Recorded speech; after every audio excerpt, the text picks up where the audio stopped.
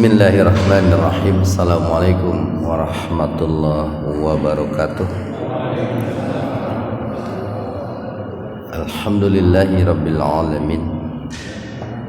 Nahmaduhu wa nasta'inuhu wa nastaghfiruh. Wa na'udzu billahi min syururi anfusina wa min sayyiati a'malina. May yahdihillahu fa huwal muhtadi. Wa may yudlilhu falan tajida lahu waliyyan mursyida. Asyhadu an la ilaha illallah wahdahu la syarika lah wa asyhadu anna Muhammadan abduhu wa rasuluhu wa ba'd. Hadirin ikhwatu iman jemaah Majlis Ta'lim Illiyin, mudah-mudahan senantiasa diberikan kesehatan dan keberkahan Allah Subhanahu wa taala.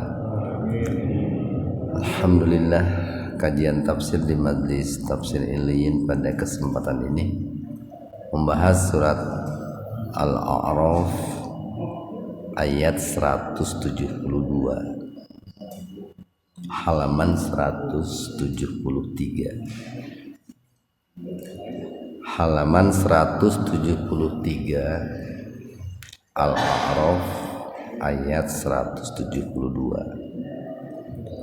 Kita bahas tajwidnya dulu. Wa id akhadha rabbuka mim iklab. Nun sukun bertemu dengan ba. Mim itu artinya terbalik gitu. Jadi dibacanya bunyinya M, mim. Biasanya oleh penulis Al-Qur'an itu dibubuhi tanda mim kecil di situ. Atau enggak pakai mim kecil juga enggak apa-apa, itu kan kreativitas penulis aja itu. Bani majaiz munfasil, matobi'iyah bertemu dengan hamzah secara terpisah gitu. Jadi dibacanya lebih dari tobi'i, lebih dari biasa. Panjangnya bisa 4 sampai 6 ketuk. Mad badal ming ikhfa hakiki. Nun sukun bertemu dengan dha secara terpisah. Jadi dibacanya samar. Kira-kira perpaduan antara bunyi N dengan ang.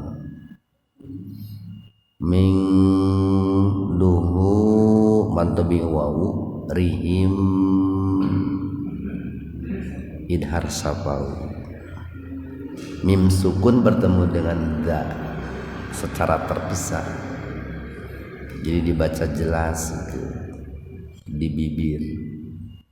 M-nya itu mimnya dibaca jelas. Rihim dzurriyyatahum sama idhar safawi. Wa ashhadahum idhar safawi. Mim sukun ketemu ain secara terpisah. Ala majaiz munfasil, mad badal bertemu hamzah secara terpisah itu. Jadi dibacanya lebih dari 2 ketukan. Ang ikhfa itu sebetulnya itu ikhfa akrob itu. Jadi dibaca samar tapi sekilas, karena nun sukun bertemu dengan fa-nya itu dalam satu kata gitu. Tapi sebetulnya kalaupun dibaca ya samarnya itu ini ya, dibaca samarnya itu panjang gitu, itu tidak jadi dosa juga. Karena ilmu tajwid itu ilmu kulit gitu Pak sebetulnya. Ilmu kulit. Jadi bukan ilmu pokok, ilmu kulit itu. Cuman yang namanya kulit itu kan di luar Pak kelihatan. Itu kalau dalam main bola mah striker gitu. Kalau yang paling berjasa mungkin bukan striker dalam pemain bola itu. Dalam dunia seni yang kelihatan itu kan artisnya, penyanyinya. Padahal yang paling berjasa bisa jadi pencipta lagunya kan.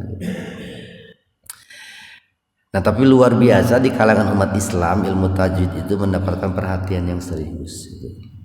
Walaupun tadi sebetulnya ilmu tajwid itu ilmu kulit itu, ilmu kulit. Ala anfusihim. Mending lamun dina kiroah Pak. Kori aya nu maca madna teh mad tabii kuduna dibacana teh 10 ketukan gitu Pak. Saya sampaikan begitu tah. Karena memang yang penting dibaca panjang gitu. Adapun panjangnya berapa ketukan nah itu kadang disebutnya kesalahan yang masih ditoleransi gitu. Alastu bi rabbikum ko matobi alif lu matobi waw bala mad badal. Jadi sebetulnya kalau dalam tulisan bahasa Arab itu setelah lam itu ada alif gitu. Ini kalau dipelajari dalam Rosam Usmani itu. Syahid qalqalah sugro na matobi alif. Itu di atas lam tuh bala dengan di atas na ada titik 3 itu. Itu tanda wakaf Pak. Wakaf ikhtiari itu pilih salah satunya. Jadi boleh bacanya begini, alastu bi rabbikum qalu bala, atau begini, alastu bi rabbikum qalu bala syahidna. Jadi jangan 2 kali berhenti, jangan begini. Alastu bi rabbikum qalu bala syahidna. Jangan 2 kali berhenti begitu. Itu pilihan saja Pak. Mau di awal atau mau di akhir.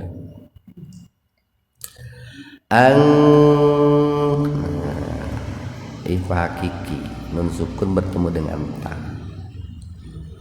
Ku madbi waw lu madbi waw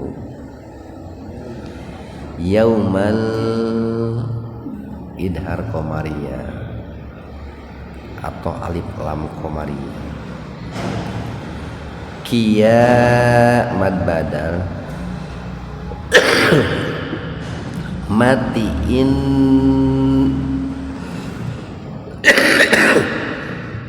guna nun bertasdid itu disebut guna, mendengung guna itu.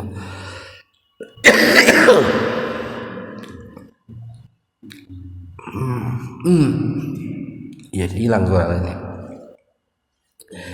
Jadi asalnya itu inna nahnu. Jadi inna kunna gunna an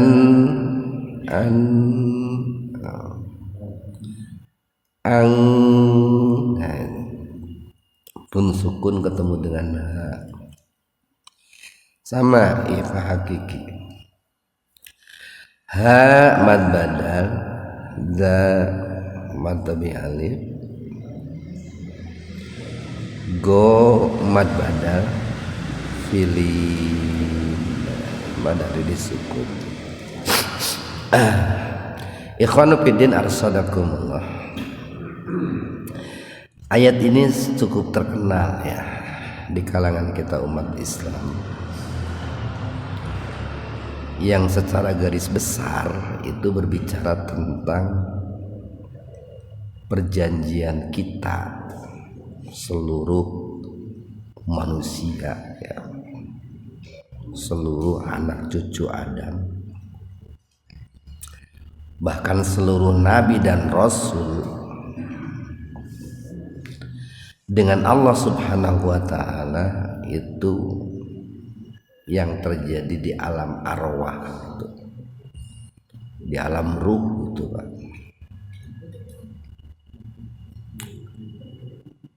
Sehingga tidak akan ada satu orang pun manusia yang akan mati ya, kecuali sebelum matinya itu akan mengakui akan keesaan Allah itu. Jadi sakafir-kafirnya manusia Pak, manusia yang paling kafir di alam dunia itu, sejak zaman Nabi Adam sampai hari kiamat, itu sebelum matinya itu pasti akan mengakui bahwa Allah itu esa itu. Umpamanya presiden mana tuh Cina itu, itu mengakui itu sebelum matinya itu bahwa Allah itu esa itu.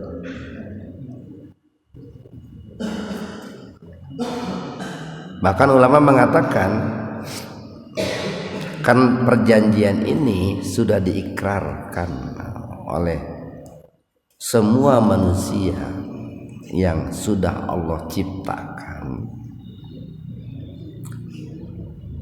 maka tidak akan terjadi kiamat itu Pak sebelum manusia-manusia yang sudah mengucap janji dengan Allah itu terlahir ke alam dunia itu.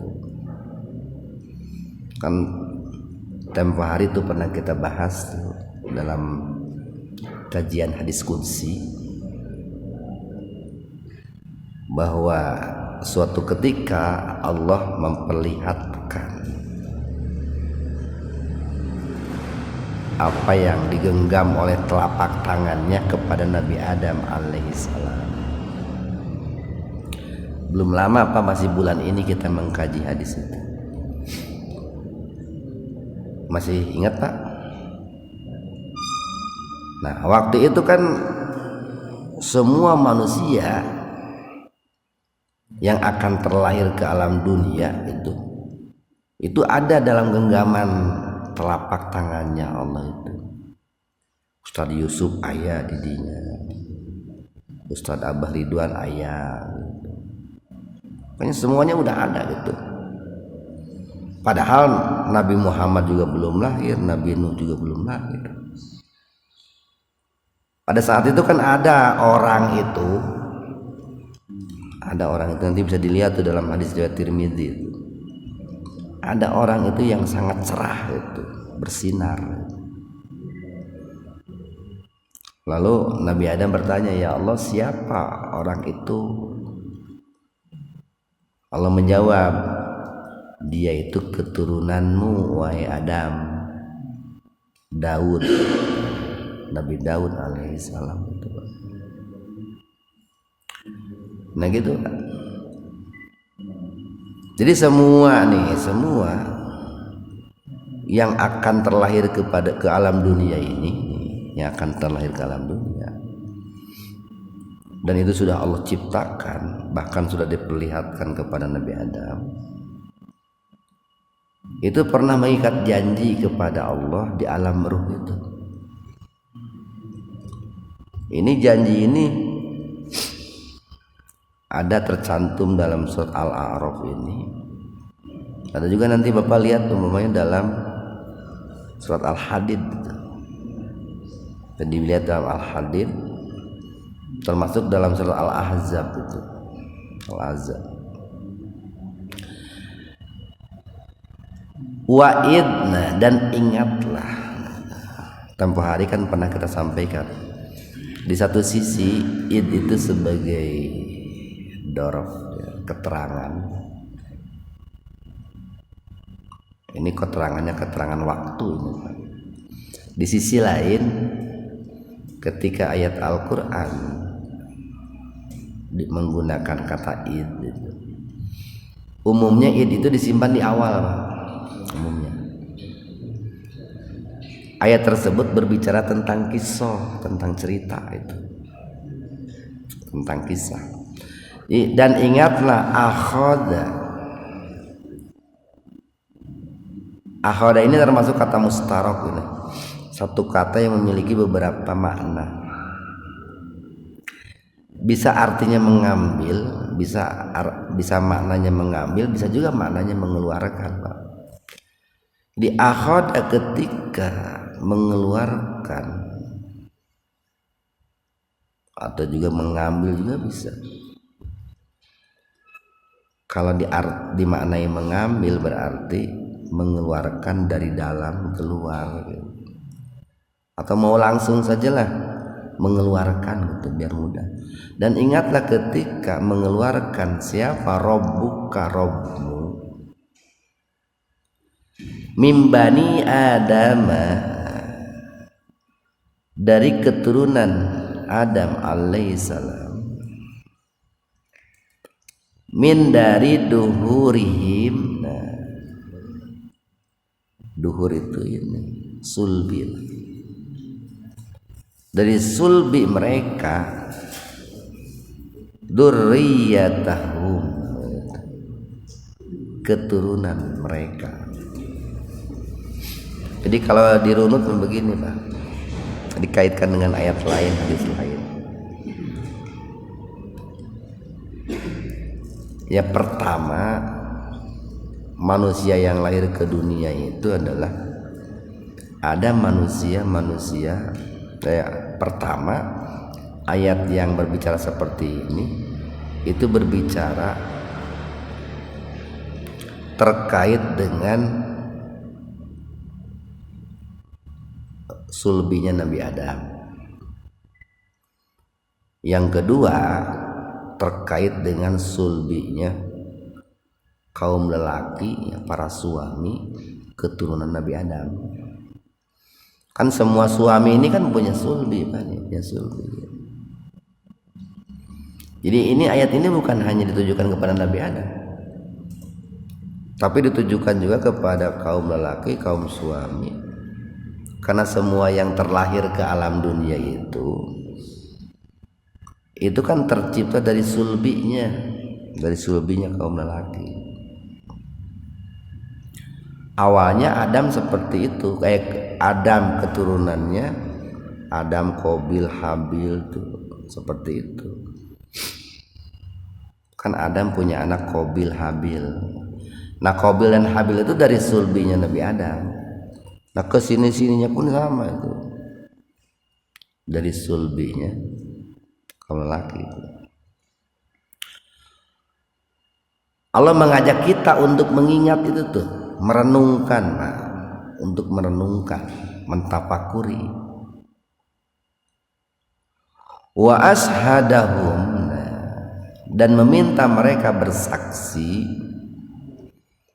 ala anfusihim, atas diri mereka sendiri.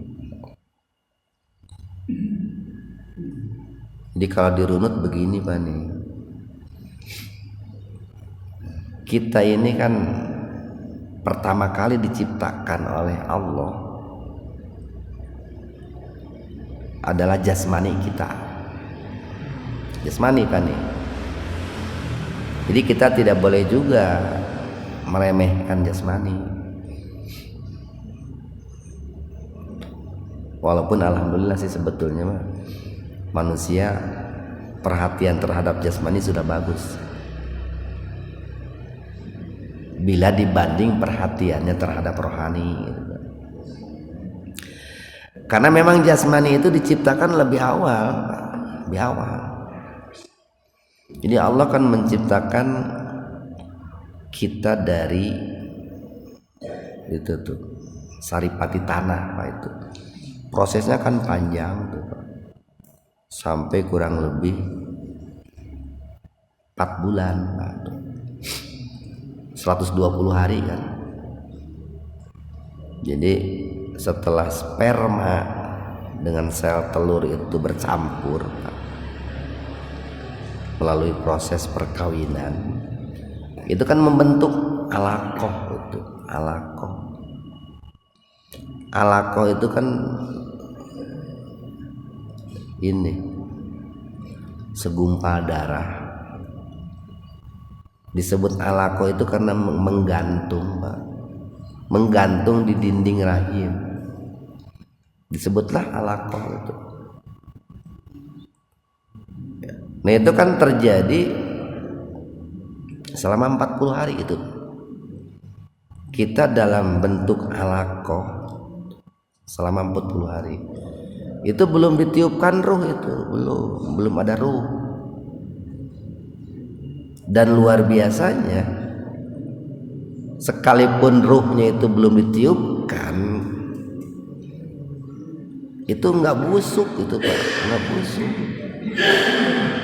Padahal coba di alam dunia, kalau ada darah tuh, darahnya, atau kalau ada orang meninggal 5 hari busuk kan Pak, bau. Tapi itu luar biasanya, darah itu 40 hari nempel di dinding rahim, belum ditiupkan ruh, tapi nggak bau, nggak busuk juga. Nah kemudian berkembang tuh, berubah dari segumpal darah itu menjadi mudghah gitu, segumpal daging.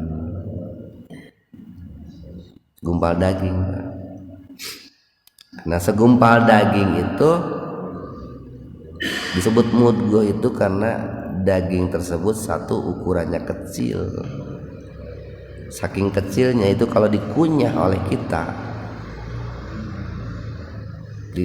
dimakan, mencek orang Sunda mana atau itu dicelogen gitu, bisa itu, ukurannya kecil Pak, itu kecil.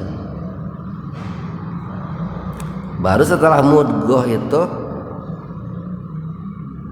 di situ dimasuki tulang-tulang. Kemudian setelah itu tulang dibungkus juga dengan mudghah, dengan daging. Sampailah tuh 120 hari. Itu belum ada ruhnya tuh Pak. Di alaqah, mudghah, idoma. Kemudian tulang dibungkus daging, itu semuanya belum ada ruhnya. Baru di usia 120 hari Allah tiupkan ruh. Nah hiduplah sejak itu manusia itu hidup di alam arwah.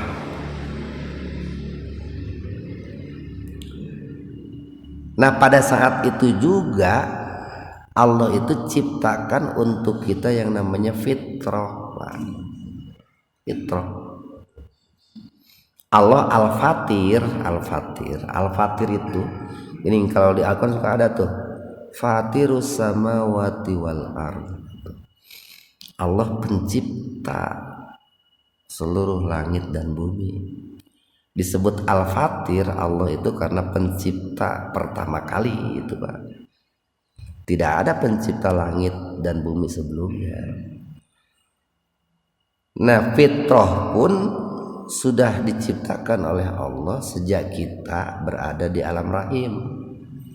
Makanya sering dikatakan fitrah itu adalah pembawaan sejak lahir. Atau sering dikatakan bahwa setiap bayi yang lahir itu dalam keadaan fitrah, dalam keadaan fitrah. Nah sering dimaknai fitrah itu satu, suci Pak, suci. Yang kedua siap menerima al-Islam. Semua manusia dengan fitrahnya di alam rahim itu ditanya, kemudian menjawab. Apa pertanyaannya? Alastu. Allah nanya gitu Pak. Alastu, bukankah aku? Jadi A-nya itu hamzah istifham ini Pak. Alastu, bukankah aku birabbikum, Rob kalian? Bukankah aku Al-Khaliq, pencipta kalian? Bukankah aku Al-Mudbir, pengatur kalian? Bukankah aku Ar-Razik, pemberi rizki kepada kalian? Bukankah aku pendidik kalian? Itu paling tidak di antara makna Rabbun itu bisa dimaknai pencipta, pengatur, pendidik, pemberi rizki Pak. Itu semuanya ditanya tuh, nggak ada yang kelewat gitu Pak, nggak ada yang terlupakan. Makanya tadi tidak akan ada orang yang mati kecuali sebelum matinya akan kembali mengakui akan jawaban ketika ditanya pertanyaan ini. Kalau semua mereka menjawab, siapapun, bala, betul, syahidna, kami semua bersaksi bahwa engkau itu adalah Rob kami. Termasuk Fir'aun Pak, sarua Fir'aun. Atau saha ayeuna teh si Bunyamin tanya sarua. Dan tidak akan mati kecuali sebelum matinya itu akan kembali mengatakan bahwa Allah itu esa. Bahkan tadi tidak akan terjadi hari kiamat sebelum semua orang yang pernah mengatakan perjanjian ini terlahir ke alam dunia Pak. Nah tujuannya untuk apa kok ada perjanjian seperti ini di alam ruh gitu. Ngan lamun diingat-ingat sih karena orang mal ingat Pak. Tapi bakal kembali ingat ketika sakaratul maut itu Pak. Akan datang tuh, akan hadir. Perjanjian ini akan kembali hadir kepada setiap orang yang sedang sakaratul maut. Alasannya apa? Angtakulu. Ini dalam penerjemahannya, dalam penafsirannya itu angtakulu itu takdirnya alla takulu. Ada huruf la di situ Pak. Jauh sekali itu artinya. Kalau angtakulu supaya engkau mengatakan. Tapi kalau alla takulu supaya engkau tidak mengatakan gitu Pak. Jauh kan ya. Nah makanya kan perlunya belajar bahasa Arab atau perlunya guru dalam memahami apa begitu. Jadi supaya kalian tidak mengatakan yaumal kiamati, pada hari kiamat nanti, inna sesungguhnya kunna kami anhada tentang ini gofilin, lalai. Jadi tidak ada alasan bagi orang kelak di hari kiamat bahwa dirinya itu tidak paham, tidak mengerti, tidak tahu bahwa Allah itu esa Pak. Kenapa kok kamu mensekutukan saya? Saya tidak tahu kalau engkau itu esa. Itu tidak bisa diterima Pak.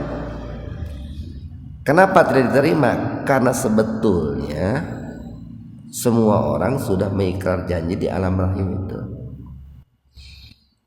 Makanya nih setiap bayi yang lahir kata Nabi kan begini, kullu mauludin yuladu alal fitrah. Setiap bayi yang lahir dalam keadaan fitrah, dalam keadaan muslim, Pak. Sekalipun orang tuanya bukan muslim, bayi nama muslim. Ini sok aya di kita bahasa kita begini, entong disebut anak haram dan cenah dosa mah lain budakna, minum bapakna gitu. Sarua nggak ada bayi kafir, nggak ada Pak. Semua bayi yang lahir itu muslim, kan fitrah. Tapi nanti dalam perjalanannya kan fa'abawahu yuhawidanihi au yunasironihi ayu majisanihi, kembali lagi kepada orang tuanya tuh, tergantung orang tuanya mau tetap dalam keadaan fitrahnya sebagai muslim, mau dijadikan Yahudi, mau dijadikan Nasrani, mau dijadikan Majusi, kan begitu. Semuanya muslim itu. Kalau seandainya mereka itu meninggal sebelum balik, Bah, sebelum balik muslim dia, muslim. Kalau belum balik, Bah. Ayat 173. Au takulu, nah, au atau takulu sama nih Pak. Di sini dalam menafsirkannya disisipi kata lam. Au la takulu. Jadi jangan menafsirkan, jangan begini, atau supaya engkau mengatakan, bukan begitu. Atau supaya engkau jangan mengatakan, jangan Pak. Sisipi kata jangan, supaya engkau jangan mengatakan innama sesungguhnya asroka telah berbuat syirik abauna nenek moyang kami min qablu jauh sebelumnya, wa kunna sedangkan kami dzurriyyatan keturunan mimba dihim setelah mereka. Jadi nggak bisa orang nanti berdalih di hadapan Allah, kenapa engkau itu mensekutukan Allah, kenapa engkau itu menduakan Allah, kenapa engkau itu menyembah Tuhan selain Allah. Lalu orang itu menjawab, ini kan nenek moyang kami dahulu begitu ya Allah, kami mengikuti orang tua kami, nenek moyang kami. Mereka di samping menyembahmu, menyembah juga selain engkau. Nggak bisa orang beralasan seperti itu kelak dia mau lahir. Kenapa? Karena dalam dirinya sudah tertanam sebuah fitrah, dan fitrah itu telah mengikrar janji dengan Allah ketika di alam ruh, di alam rahim. Nah makanya luar biasa nih Pak nih, kalau belajar dari ayat ini. Allah itu sebelum menyalahkan manusia itu bikin MOU dulu Pak, bikin MOU, bikin aturan, lalu aturan itu dibikin kesepakatan. Siapa yang melanggar kesepakatan itu baru kena sanksi. Kalau tidak melanggar tidak kena, tidak dikenakan sanksi kalau aturan itu belum disepakati Pak.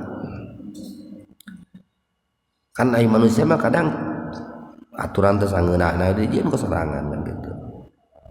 Sekalipun diprotes di demo hantem gitu tuh. Itu manusia.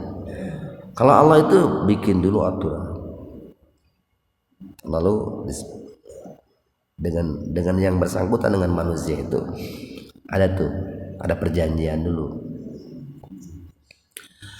Apa tuh likuna? Nah, apakah kami akan dibinasakan?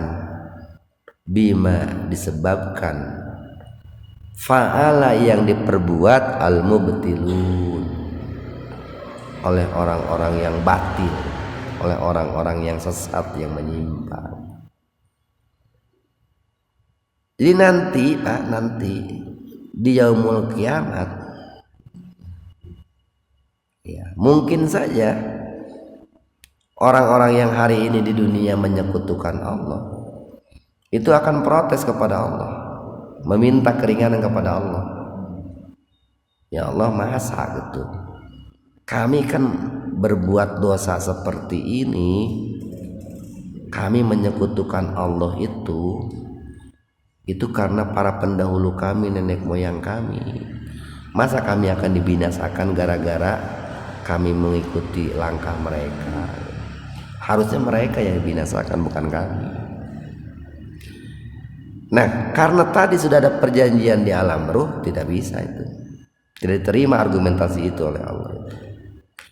Terakhir, wa kadzalika, dan demikianlah nufassilu, kami menjelaskan secara rinci al ayati, ayat-ayat kami, wala'allahum, agar supaya mereka yarji'un, kembali kepada jalan yang benar. Jadi begini Pak nih, kan sebelumnya ayat ini kan kemarin bicara tentang Bani Israel tuh, Bani Israel yang berkali-kali ngeyel. Bahkan sepeninggal Nabi Musa, Bani Israel itu penyimpangannya, kesesatannya semakin jauh Pak. Itu sepeninggal Nabi Musa, mereka terpecah belah sampai 70 golongan, semakin jauh kesesatannya itu.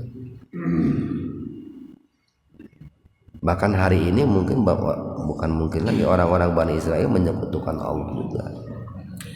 Nah, ayat ini untuk memberitahukan kepada mereka, sekaligus pembelajaran bagi kita umat Islam, bahwa orang-orang Bani Israel kelak di yaumul akhir itu tidak bisa beralasan bahwa mereka melakukan kesesatan itu karena mengikuti nenek moyang mereka, atau bahwa kami tidak tahu. Kenapa? Karena di alam ruh orang Bani Israel kan manusia juga seperti kita Pak, pernah mengikat janji seperti ini di alam ruh itu. Nah makanya nih dalam doa apa tuh, dengan doa itu innalillahi wa inna ilaihi raji'un, istirja itu Pak. Innalillahi wa inna ilaihi raji'un, itu yang kembali itu Pak, itu bukan hanya arwah kita yang kembali, bukan. Sebetulnya yang kembali itu adalah pada saat itu semua manusia itu menyadari, kembali menyadari akan kemahaesaan Allah, akan kembali ingat ketika mereka mengikrar janji di alam ruh bahwa Allah itu adalah sebagai Rob mereka itu. Karena perjanjian itu tadi lillahi, awalnya dari Allah itu, diikat antara mereka dengan Allah, dan akan kembali diingat oleh mereka ketika mereka itu kembali kepada Allah. Nah cuman sayang kan tadi banyak penyesalan itu yang terlambat Pak. Banyak penyesalan yang tiada berguna. Makanya tidak cukup orang itu beriman. Iman itu harus disertai dengan amal soleh Pak. Kalau semuanya cukup dengan iman Pak, kalau semuanya cukup dengan iman, semua orang akan masuk ke surga Pak. Tidak akan ada yang masuk neraka kalau hanya cukup dengan iman. Karena semua manusia ketika sakaratul maut iman itu Pak. Tapi kan sudah tidak ada waktu lagi untuk beramal soleh, sudah tenggorokan ininya, nyawanya itu sudah terlambat. Tutong boro-boro orang biasa Fir'aun wae eta si eta kurang kumaha edana eta keur hirupna. Begitu sakarat kan iman juga dia, tapi kan imannya udah terlambat itu. Nah ini mudah-mudahan ada manfaatnya untuk kita semua. Subhanakallahumma wa bihamdika asyhadu an la ilaha illa anta astaghfiruka wa atubu ilaik. Assalamualaikum warahmatullahi wabarakatuh.